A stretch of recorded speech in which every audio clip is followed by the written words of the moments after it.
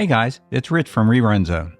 I've been wanting to talk about David McCallum for a while now, and since his recent passing, I felt like this was the right time to reflect on his life and his career.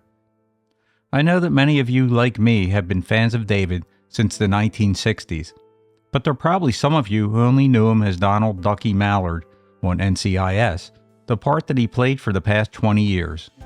I thought that David was good in every part that he played, right up until the end. He had a magnetism and an aura about him that made him an extremely likable character, no matter who he was playing.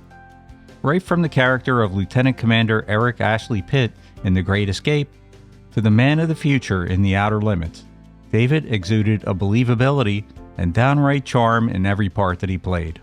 Hey, you're good. Of course. McCallum was born in Glasgow, Scotland, in September of 1933, but then his family moved to London when he was 3 years old, so his father could lead the London Philharmonic Orchestra. His parents wanted him to pursue a career in music, but he got involved in amateur drama when he was in his teens. He then landed several British movie roles in the late 1950s, but his first American film was Freud, The Secret Passion in 1962. The first time that I remember seeing him, though, was in the 1960s spy show The Man from U.n.c.l.e., where he played Russian spy Ilya Kuryakin across from Robert Vaughn's Napoleon Solo.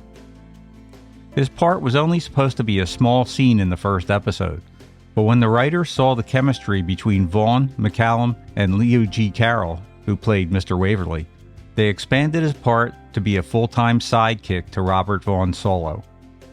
Later on, when I rewatched episodes of The Outer Limits, I realized that I'd already seen David in the episode The Sixth Finger, and also as a young inventor in The Forms of Things Unknown. I also watched him in the 1963 film The Great Escape, which was a great movie, by the way.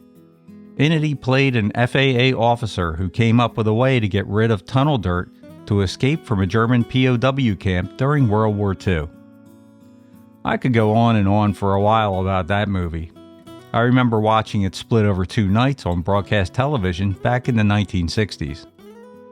After The Man from U.n.c.l.e., David starred in several British TV series, including Colditz from 1972 to 74, Kidnapped in 1978, and then ITV's science fiction series Sapphire and Steel from 1979 to 1982 with Joanna Lumley.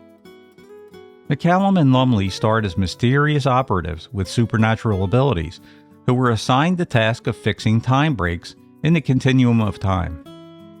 It was a really interesting concept, with each episode focused on them investigating strange occurrences, frequently involving time travelers or entities from the past and future.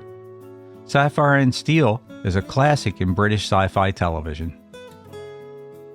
In 1975, he played the title character in a brief run of The Invisible Man in the United States.